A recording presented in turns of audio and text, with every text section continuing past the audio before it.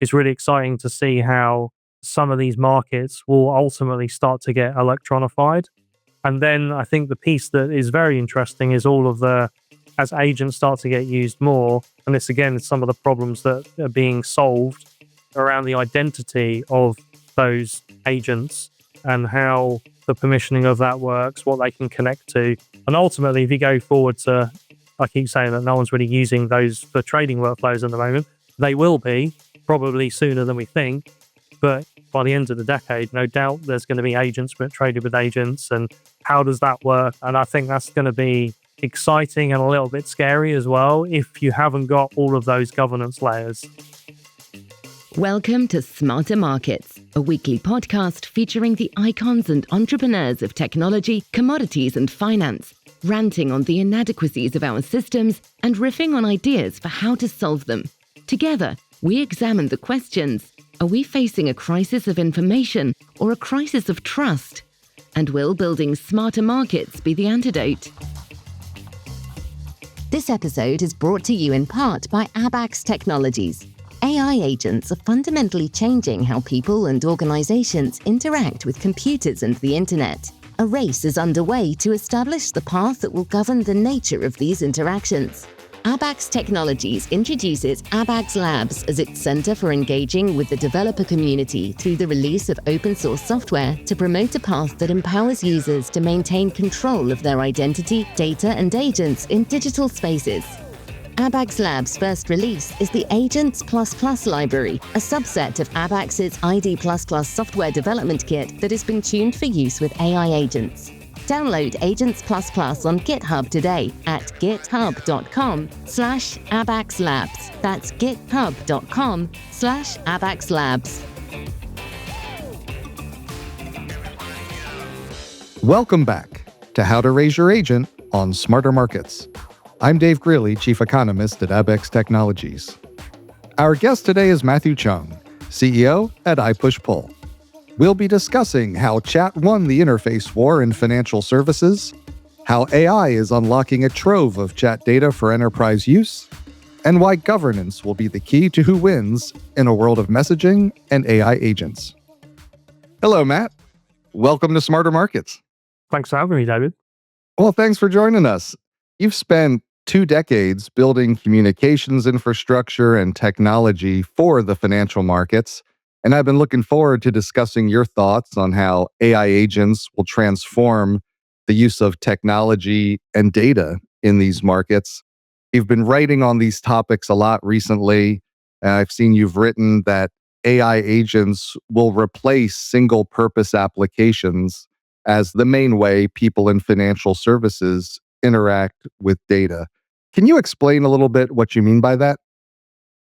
Yeah, sure. I guess it comes down to different interfaces in financial services and markets. People have had like GUIs have been around since the 90s, so people can point and click on the screen.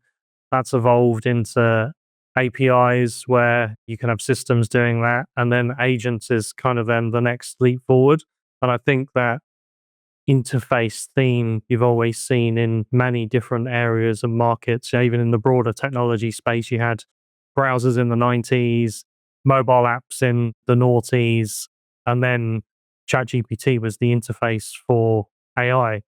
AI has been around since World War II, but in terms of the Transformer paper, which has then triggered this Gen AI boom, that came out 5 years before ChatGPT came out. So it didn't kind of actually come out of nowhere, but then that's what you see with exponential technology, right? It kind of looks like it's come out from nowhere, but it's slowly getting better over time.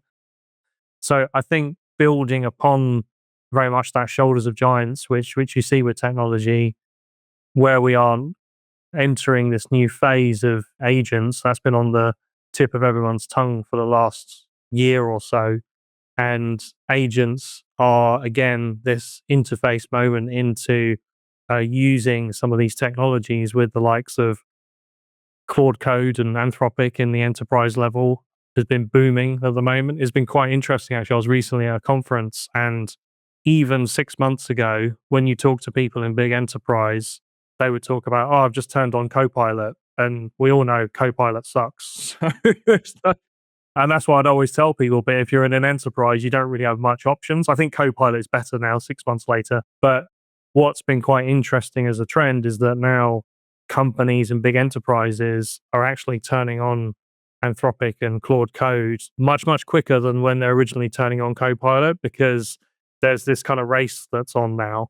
So I think as time kind of goes on, and we're still in the very, very, very early innings of this, it's still like the 1% or the 0.1% that's really embracing these tools. And if anything, it's people that are not in enterprise that are really embracing it because they've got the agility and flexibility to use things like that. But I've been quite surprised actually with some of the big companies, big banks, big financial institutions that actually have got their hands dirty with Claude Code. But then you have things talking about how much money should people be spending on tokens and what they're doing and so on. So going back to your question, in the medium term, then yes, the ability for someone to orchestrate workloads very easily by interfacing with an agent and their sub-agents and their sub-agents is something that is the direction of travel.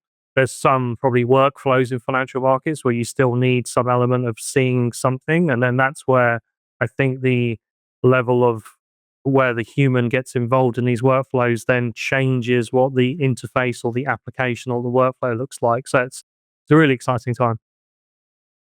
Is the end state of that direction of travel, like, are we trying to move to an Iron Man future where we all become Tony Stark interacting with Jarvis and then Jarvis interacts with everything for us? Is that what is it going to be like? Instead of having to learn how to code, the agent learns how to speak human. I think so. There's obviously that Iron Man analogy from Andre Karpathy, kind of coined that, who also coined the term vibe coding. You got Iron Man and Iron Man suits. You've got an Iron Man suit with a human inside it. Is that idea of the human is working collaboratively with AI, and you could just have an Iron Man suit, because in some of those films, the Iron Man suit just goes off and does stuff sometimes as well, and that's then fully autonomous. So I think there's still room for, again, depending on what workflow there is, different levels of input that's required from people, but then human judgment is still surpasses what an AI can do in isolation. So that's where it's quite interesting. If AI starts becoming team members, do they have their own identity? Do they have their own permissions to do things? Are they just a member of your team? Can they manage other teams? Are you part of their team? All of these things are going to start to change in the next couple of years. Well, I'd love to dig into that with you. I've read that you've written that you think of the next enterprise era in terms of four pillars, and those being chat, data, AI, and governance. And you argue that chat or messaging, which you've spent a lot of time working in, most recently with ipushpull, that messaging is the interface that won. Why is that? And why is it important that messaging is the interface that won? Chat and messaging has been around for 50 odd years, since like the mid 70s. And it really took off in the 90s. You had MSN and AIM and Yahoo and ICQ and all those type of platforms where people started to use it. And that was a lot of fun in those times as well, how those things worked. But then over time, you've then kind of built again into what you see today. What I find very interesting is, apart from actually using your vocal cords to communicate with another human being, chat is actually the next method that you'll use, because there's 8 billion people on the planet and there's half of them are using chat platforms, or more than half of them are using chat platforms in different shapes and forms. And actually everyone is used to the big ones like WhatsApp and Microsoft Teams if you're in a big company. But there's actually hundreds of chat platforms out there, but all of the usage gravitates towards the big guys. WhatsApp's got 3 billion users, I think now, which has increased rapidly actually in the last maybe 24 months or so. And even actually WhatsApp, if you saw the news earlier this week, I think, they've now got a new CEO of WhatsApp that's actually a former CEO of a very successful fintech company in India. And in India, there's a billion and a half people in India who, not all of them on WhatsApp because they're probably babies or something, but a good chunk of them are using WhatsApp. And if you think about the payment ecosystem in India, and you can integrate that into the most used interface in that country, in a similar way you've seen other stuff happen in China with WeChat. So I think chat and messaging is integral into enterprise workflows through to talking to your grandparents, right? Everyone is using it, every shape and form. But what's quite interesting is all of the chat platforms have been designed for humans to communicate with humans. And then what's quite interesting over the last few years is some of the automation that you could start doing within some of these chat platforms. And then if you're automating financial services or commodities workflows, then you need obviously all the controls and permissioning around that as well. So going back then to the idea of these four pillars. So from where we sit, so ipushpull very much focuses on chat driven workflows and the ability to automate them, the ability to extract value from the untapped kind of asset that is chat data that no one's really using yet. But then because of the convergence of the different technologies we've seen, particularly large language models, Gen AI, and so on, it means now having, well, Venezuela's got the biggest oil reserve in the world, right? But you can't tap into it because it's just too expensive. So you don't bother. No one does. And you had a similar thing historically with chat. You think about how many messages are being sent every single second of every single day, but you couldn't do anything with it. So now you've got the tools and the means to do it with Gen AI and large language models and platforms like ipushpull and what we're doing. So then how we kind of see that world is this idea of having these four pillars. So there's chat, data, AI, and governance. So chat, we've just spoken about. Data is then key to everything. So unless you actually have good data, you can't do much, which again, going to that kind of, I suppose, the oil refinery type of analogy, you've got this kind of unrefined, untapped oil that you can't do anything with. You need to extract it out, you need to clean it, you need to refine it, you need to turn it into all these different things that could be usable for other things to do, right? And in a similar way, you have that with chat. So if you imagine in a conversation on a trading desk, on any given time, if I'm a trader, I might be asking for a price from my dealers and brokers. I might send that out to 3 of them. I might send them out to 10 different dealers and brokers. And as they're responding in chat where people are typing with their fingers, I, with my eyeballs, have to watch what's coming back. I'll probably have a scratch pad and I'm writing them down on a bit of paper. And the reason you're doing that is because that data is completely unstructured.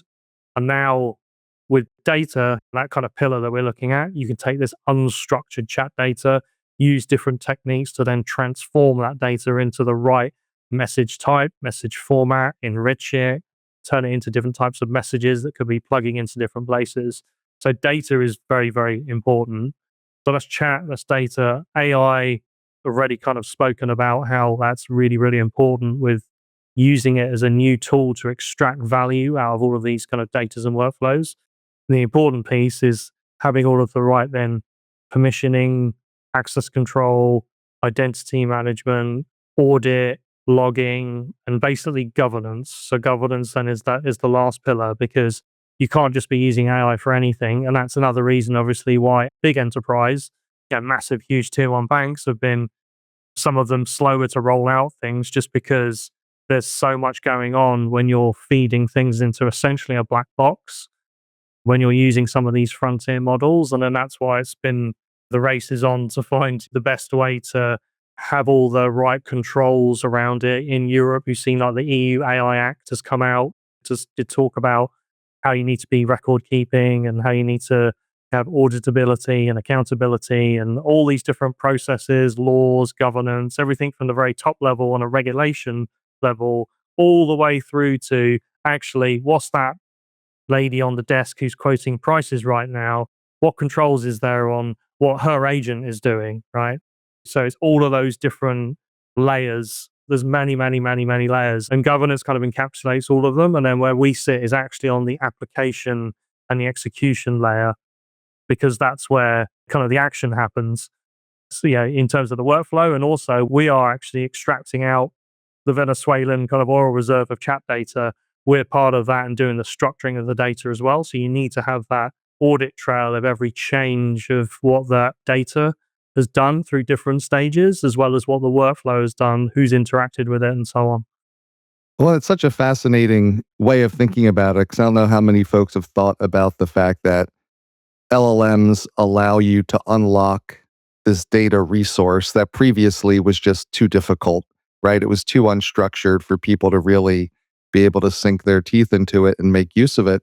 I guess that creates challenges and opportunities, right? That I think a lot of people thought from a privacy standpoint, people thought, well, chat's kind of ephemeral. It's nobody can go through it. Now they can. So there's the historical data that's locked up in texts and WhatsApp and everywhere else. And then there's the forward going basis. What do you think about this kind of reservoir of chat data that's been built up over the years? How concerned do people need to be about that now that it can be tapped? I focus on the enterprise side, so I'll put kind of the consumer level side of it away. But in terms of the enterprise, in regulated markets, all chat and communications is all monitored. So anytime anyone's having a conversation on the phone, on chat, on email, whatever it is, that is all stored there's a big boom in compliance technology, which is archiving and surveillance technology, where the compliance world lives on T plus one. It's not real time. I think they want to get towards real time, but at the moment and for a long time, it's been T plus one. So kind of one day after, they'll grab all of this different kind of channels of communication, grab it together, but they don't actually do much with it. They'll just store it. And then when the SEC or the FCA or someone gives them a knock on the door one day, they will have to go through the tapes like you used to do in the old day. Actually, in my very first job, I had to go through the tapes for someone when we were having to check a trade, and I had to go and sit in like a server room with these old tapes, and literally we were listening through them for a whole weekend, trying to find out. We're manually transcribing them and so on. So archiving surveillance does a very similar thing where they can then pull that together. So I think in the historical kind of look backwards, now all of a sudden you can access that. I don't think it's going to make any difference in the immediate term because they're already storing all this. What will make a difference is the searchability of all of the information, because then rather than human beings having to go through all this stuff, you can then go through stuff. So that's one thing. I think kind of going forward, people don't really need to change what they're doing. A human's workflow should be the same. And if you're working in a regulated entity, you know what you should and should not be talking about on your Bloomberg chat, or if you should or should not be using WhatsApp at your desk if you're sitting on a trading floor. And that's all come from regulation.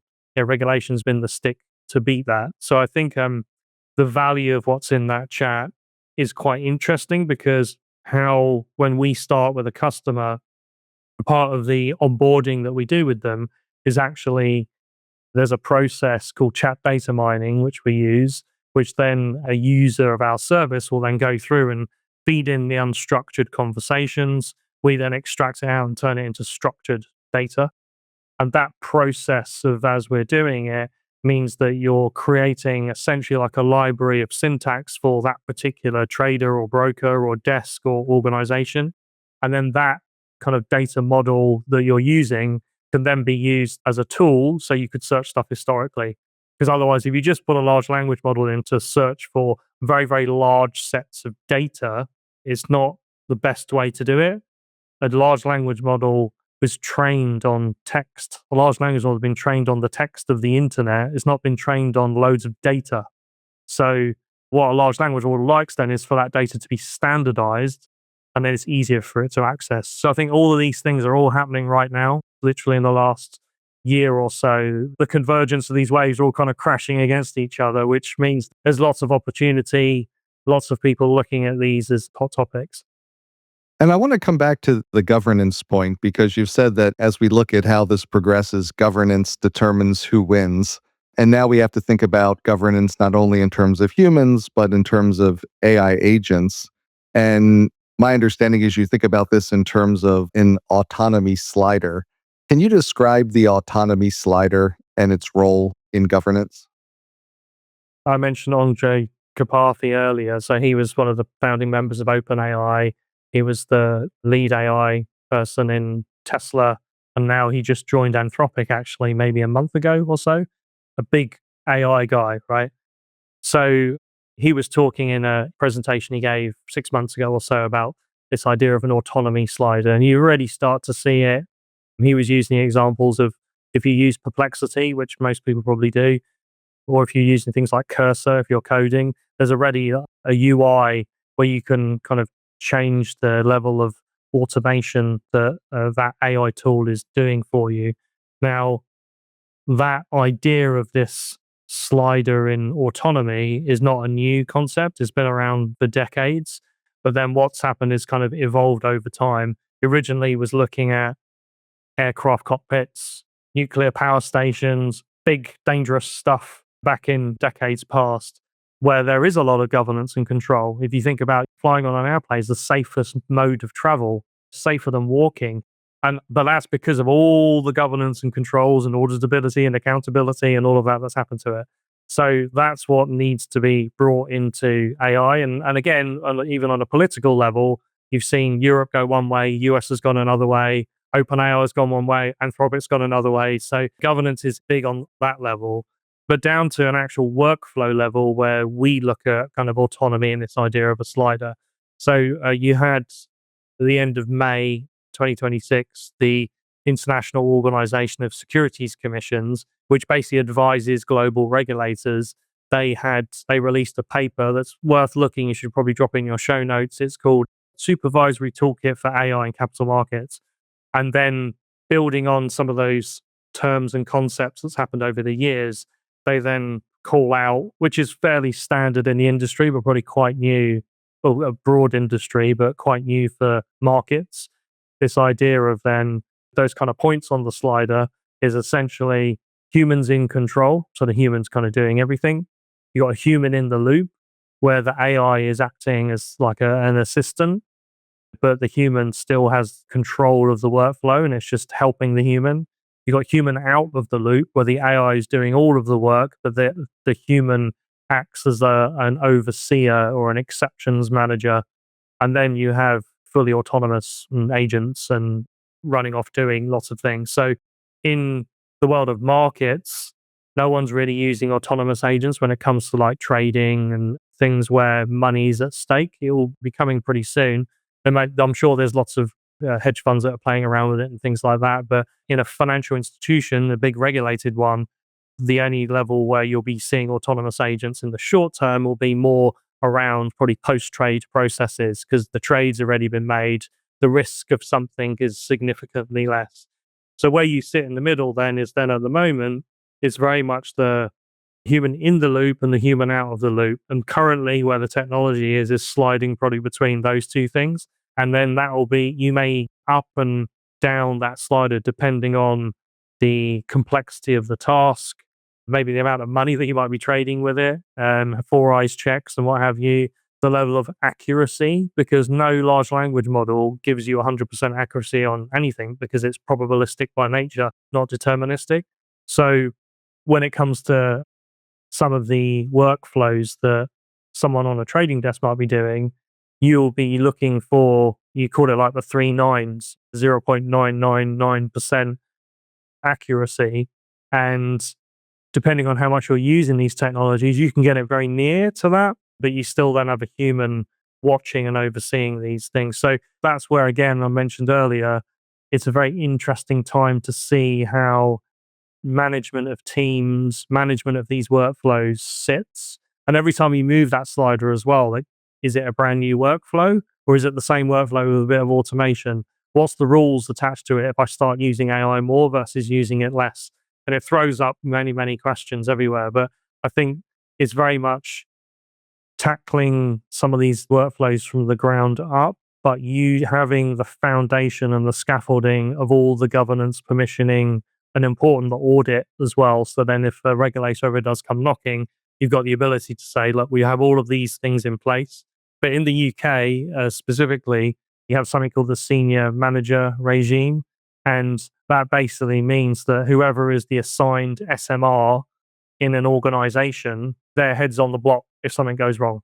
So, and again, that's kind of a brute force way of doing it, but I think it's going to work very effectively for the short term because it means all those governance and layers and controls will get put in place because otherwise someone will go to prison if it's not, which is quite a good stick.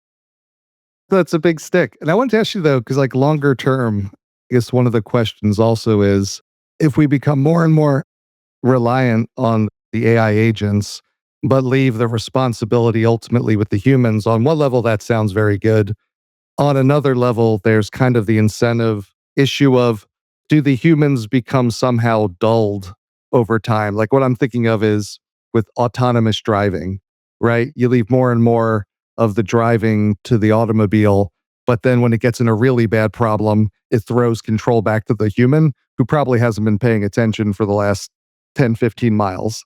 So the responsibility rests with the human, but then are they really in a position, because they become so reliant on the machine, to actually provide that oversight that they need to do? Is that a question that's out there? Or are people thinking, like, wrestling with how to make sure that the humans are not only responsible, but they have the skill set and that skill set doesn't get degraded in order to oversee? That's not a new problem. That's been a common problem in software design for a long time. Yeah, when you have screens pop up and it says, "I'll give flashes up a warning, don't do the whatever, click, click, click, click, click." And even with if you're using like Claude Code or so any of those tools, every time it's doing something, it asks you, "Oh, is it okay if I go and do this? Okay, is it okay to do it?" And after a while, it's easy to slip into, "Oh yeah, that's fine, that's fine, that's fine." And having the human in the loop there, like exactly like you say, you become dull to it and it's just becoming a pain for you. So you just, okay, okay, okay. That problem's been around for a long time. It's still not solved. That's very much, I think, a design is a big part of it so that people don't become dulled or bored or literally go to sleep. And I don't think there's a correct approach that works for everyone for that at the moment, but that's definitely a challenge that people do and will think about. But again, it depends on the what's at stake with the particular workflow. Because, and again, that's where that slider piece comes in. Because if you're trading some huge, massive $1 billion trade, I'm not going to be asleep at the wheel. I'm going to be involved, and the AI is going to be assisting me so I can focus on what's at present at the moment, and all the other stuff around the edges, my agent can do that for me. And similarly, if it's something where it's just doing post trade booking and I just want to go home now because I've finished, it's 4:30, the bell's rung, I want to go home. I don't need to sit there filling out loads of order tickets. You might be like, I'll just let the agent do it this time. So again, it depends on the scenario. Many people think of governance as a necessary evil, that you add oversight at the end of the process. You've argued that it's really something that needs to be built into the foundations of the process itself. Could you walk us through why thinking of it as a necessary evil is a problem and why you need to think about it as part of the process? Well, since probably the financial crisis nearly 20 years ago now, there was a lot of regulation that came out after that point, and that was very much the you had to probably work backwards and put a lot of the compliance in place to satisfy the regulatory obligations that firms had. Whereas this time around with AI, how firms should be thinking about it is actually if you've got the right foundations in place, I've got the right tooling, foundations, the right engine, right everything, I literally can go much, much faster because I know what I'm allowed to do and not do. And I've got all of the control mechanisms built into it. It's more, I think of it more like an F1 car where you're constantly fine tuning it and making it better and improving it, and the better that car is, the faster and better performance you can get out of it. I think people should think about governance in that way rather than the old mindset of looking at how regulation and compliance was kind of enforced on you and you had to comply with it. I think if you reverse the mindset and how you approach it, it means that, okay, if I've got all those tools set up, so if you think about if I'm a small, scrappy startup, and you've already got people that Sam Altman said ages ago, a year ago, 2 years ago, about there'll be a one-person $1 billion company. I think there's someone who's already at like 500 million, I think, this year. So that's coming probably this year, I'd say, because of you can use all these tools. But if I'm that person who's doing $1 billion revenue and it's just me, obviously I'm going to be using all of these AI tools, agents, every single bit of kit that's possible out there. And I'm then orchestrating all this stuff. I'm then the grand overseer of it all and then orchestrating it all. And then take the other side, if I'm huge tier one bank, I can't roll out the 1,000 tools the one person in the garage has. I can't roll them out because they all need to be tested. I need to check if they do comply with all these regulations and da da da da da. So if you take those two kind of counterpoints, I think the more all of that governance layer and foundation is there, means that, okay, you're never going to have 1,000 of the tools, but you might have the best 100 out of them, which is going to mean you can move quicker than the other bank down the road that's only can use Copilot, right? So it's very much that approach and mindset. And when you look at this over time, how do you see humans and agents working together dynamically? So kind of growing together, learning from each other in a self-regulating, self-improving system. I think what's been quite interesting, and I know it's happened to me and it happened to a lot of people I talk to, where you're actually doing way more work now than you were doing before December of last year because you're using all these tools and you have been using all these agents. And it's quite interesting where, yeah, any given time, you might have anything from 5 to 10 agents running around doing things for you and helping you with your work. So you're getting more stuff done. But then the way you have to manage those workflows and processes, even me myself, when I have all these things running, you have to then context switch constantly, which is not good for doing certain types of work, right? If you're doing deep work, and when I do deep work, I just switch everything off, or I move to a different room where there's nothing in there and I just can sit down and do something. So you have this orchestration of all these different agents doing stuff. I think some of the stuff like OpenAI's released with Codex is starting to kind of tackle some of that. Some of the other platforms are doing similar, where you'll then manage. You imagine if you're using kind of Jira with different bits of workflows you're doing, you'll have like a live real time Jira with all these agents and you're managing what they're doing. So, and you're already seeing some technology come out like that. So I think that's something which is already a problem, and there's some solutions coming onto market with it. And again, it depends on the types of work that you're doing. Is it deep work? Is it different types of tasks? The self-regulating, self-improving piece of it, because again, if you set this little agent off in the wild and it goes off and forks itself and starts doing other things, and you come back like the next day and you're like, "Look, this is not what I started off with." That could be a really good thing, which sometimes you get those like big aha moments quite a lot when you're using agents to do some of these tasks. And similarly, sometimes you're like, I mean, you just say to it, don't you? Show your screen. It's like, how stupid are you? You've got 100 billion parameters trained on every single piece of text in the world, and you don't even know the answer to that.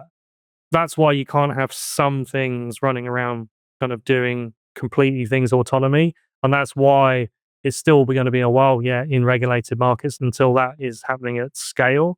But there's other stuff where coding is a big one because it's text. It's all text, writing documents and PowerPoints and all that type of stuff. That's all changing. And that's where there's sort of a lot of big gains at the moment. And you can't mess with the coding, but apart from the coding, but with doing documents and so on, the risk of something huge is not the same as if you were putting a massive trading position on where you could be instantly owing someone hundreds of millions or billions of dollars in collateral, for example. Along this lines, financial markets, trading desk, it's like very specific knowledge and skill sets. And I think a lot of people are used to working with LLMs that have been pre-trained on a broad set of data. How do you see kind of educating these agents or systems in specific jobs that would be involved around a trading desk? It's a good question and a big problem because if you every single instrument, asset class, region has their own way of talking about the particular thing that they're trading.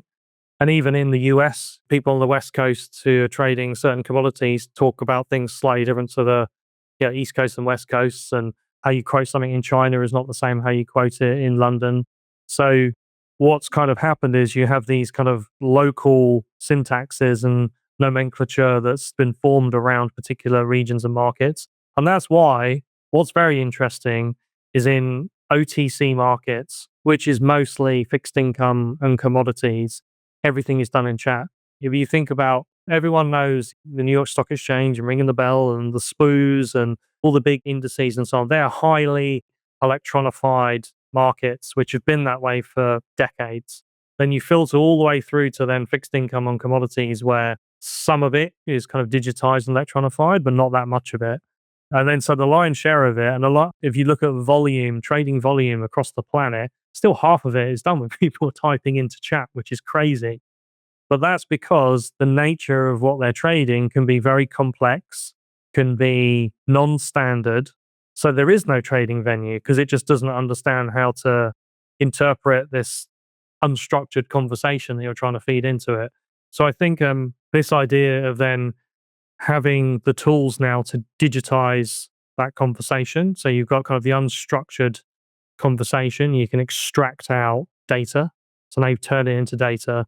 Then once you turn it into data, ultimately, if you can start doing this kind of process, you can digitize it first, and then you can start electronifying markets as well. Because now if I've got all these different chats and I can have data that's in a GUI that I can see as a human, or I can serve it up as an API, all of a sudden you can start electronifying markets that are completely not electronic at the moment, which means that there's like so many opportunities out there.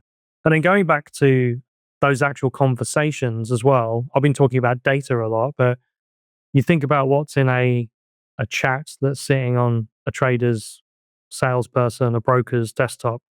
There's really only three things in any of those chats. You've got talking about something that's quantitative or like a number, prices, quotes, RFQs, axes, runs, confirms, and so on. You've got talking about something that's more qualitative or like narrative. So market color, research, commentary, news, rumors.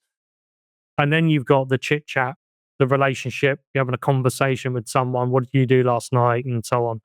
So those three different things require different kind of ways to extract out that information and provide intelligence and signals on it.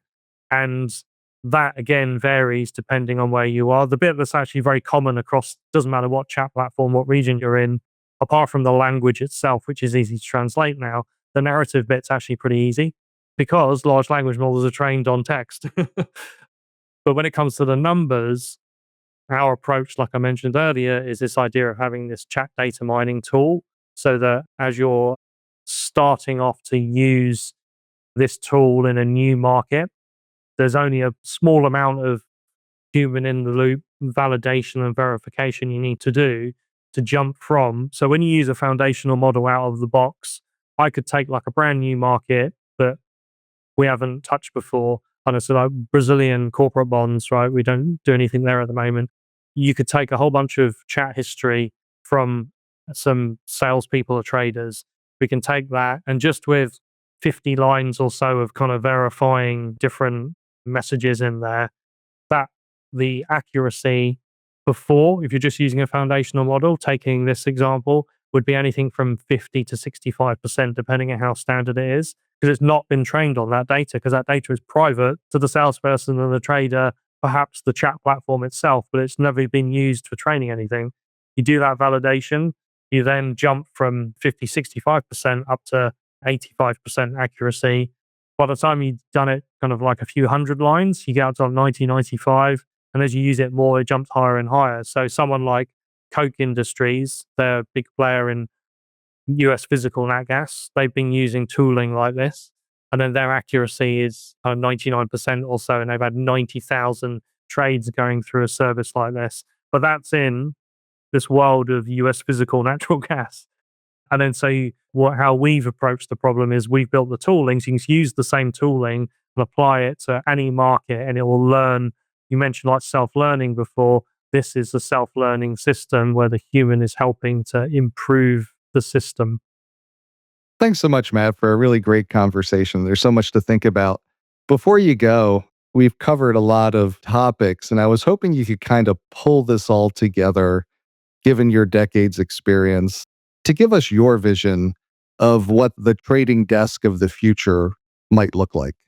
I think in the world that we operate in, which is kind of very much the OTC kind of world, means that you're going to see a lot of low hanging fruit and easy wins in providing you've got all of that foundation and scaffolding there in the next year or so. So there's still people using spreadsheets. There's still people typing things with their fingers. So all of that will slowly evolve where you don't need to be doing these manual processes.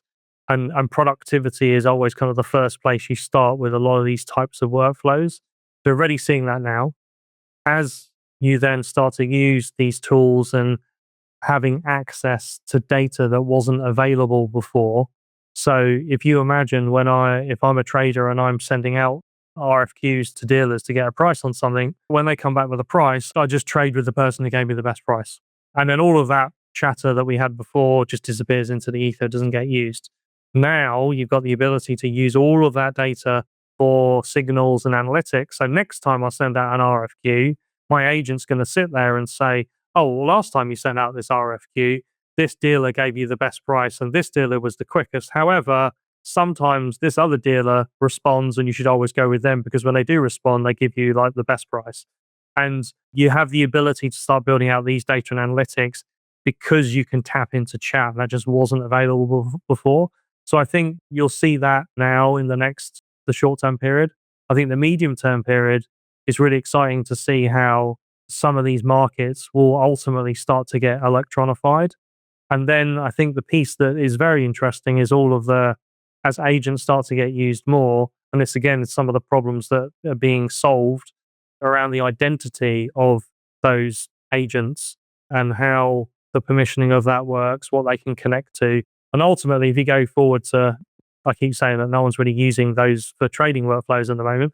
They will be probably sooner than we think. But by the end of the decade, no doubt there's going to be agents traded with agents. And how does that work? And I think that's going to be exciting and probably a little bit scary as well if you haven't got all of those governance layers. And what was that old 1980s film, War Games? You remember? You don't want war games with agents like trading trillions of dollars of volume of stuff because they would just bring the whole system down. So, and again, that's where all of those governance controls are really, really important. Thanks again to Matthew Cheung, CEO at ipushpull. We hope you enjoyed the episode. This concludes our series, How to Raise Your Agent. We'll be back next week with our Summer Playlist 2026. We hope you'll join us. This episode is brought to you in part by Abax Technologies. AI agents are fundamentally changing how people and organizations interact with computers and the internet. A race is underway to establish the path that will govern the nature of these interactions.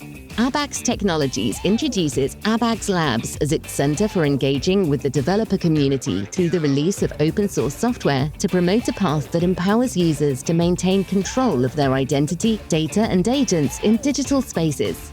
Abax Labs' first release is the Agents++ library, a subset of Abax's ID++ software development kit that has been tuned for use with AI agents. Download Agents++ on GitHub today at github.com/AbaxLabs. That's github.com/AbaxLabs. That concludes this week's episode of Smarter Markets by Abax. For episode transcripts and additional episode information, including research, editorial, and video content, please visit smartermarkets.media. Please help more people discover the podcast by leaving a review on Apple Podcast, Spotify, YouTube, or your favorite podcast platform. Smarter Markets is presented for informational and entertainment purposes only. The information presented on Smarter Markets should not be construed as investment advice. Always consult a licensed investment professional before making investment decisions. The views and opinions expressed on Smarter Markets are those of the participants and do not necessarily reflect those of the show's hosts or producer. Smarter Markets, its hosts, guests, employees, and producer, Abax Technologies, shall not be held liable for losses resulting from investment decisions based on informational viewpoints presented on Smarter Markets. Thank you for listening, and please join us again next week.